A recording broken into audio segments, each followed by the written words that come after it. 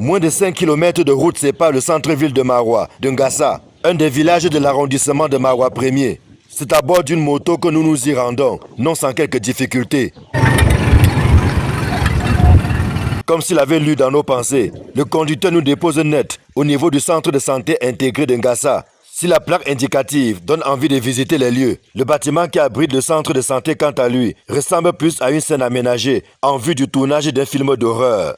C'est bien ce triste décor que présente le centre de santé intégré de Ngassa, en lieu et place des lits d'hospitalisation et même des malades qui viendraient pour se faire soigner. C'est plutôt la compagnie des chauves-souris, le tout dans un décor plutôt horrible.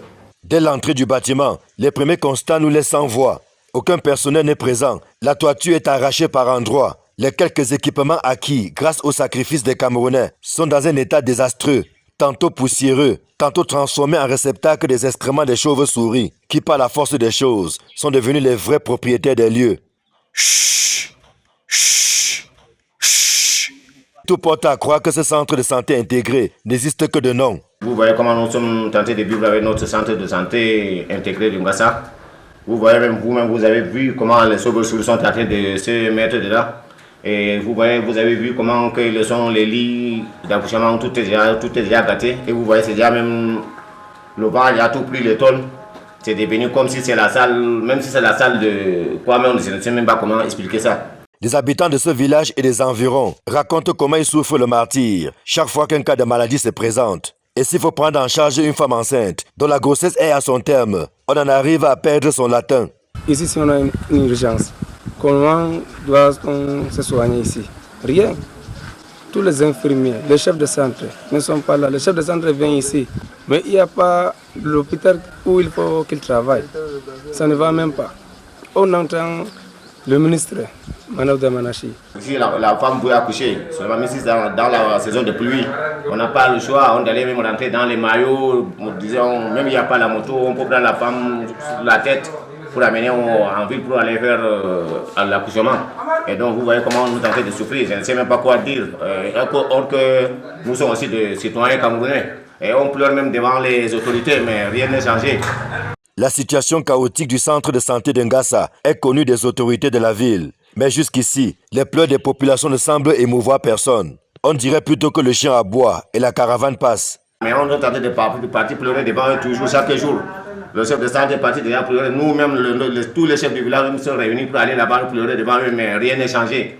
On dit qu'à de là, c'est là, peut-être telle année, c'est là, mais rien n'est changé, vous voyez même vous-même. Joint au téléphone, le chef de centre de santé, qui a fini par se lasser de ce difficile environnement de travail, n'a pas souhaité répondre à nos préoccupations, nous renvoyant au constat fait sur site.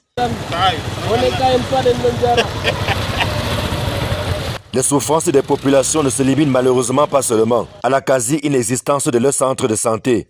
L'accès au village Ngassa est une autre paire de manches. Et pour cause, le pont qui est censé relier cette localité au centre-ville de Maroua est en abandon depuis belle lurette.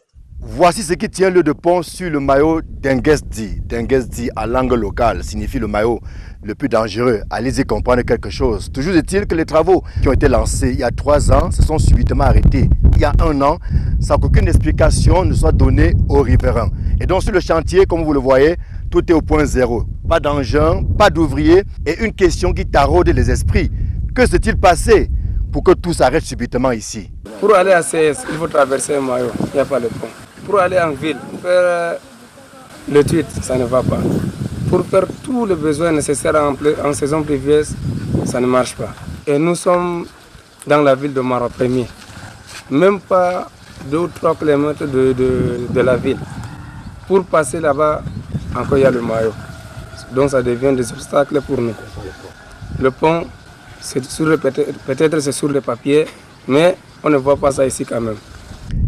Ce pont est d'une importance capitale car c'est lui qui devrait permettre aux nombreuses populations du village Ngassa, situé juste derrière nous, dans l'arrondissement de Maroua 1er, de rallier le centre urbain justement de Maroua. Des populations qui sont donc obligées, en saison des pluies, de contourner sur environ une 15aine de kilomètres pour atteindre le centre-ville.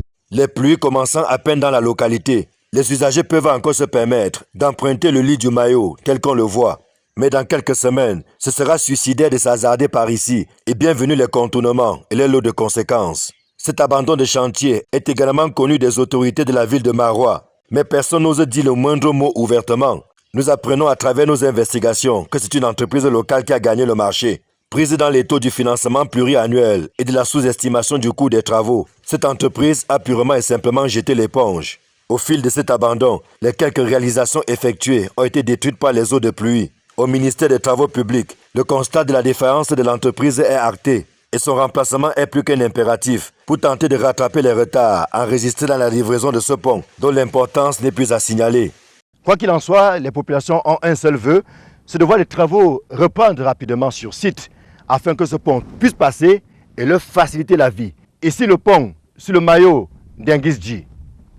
Amadou Daïrou, Marcelin Garsop, Equinox Télévision.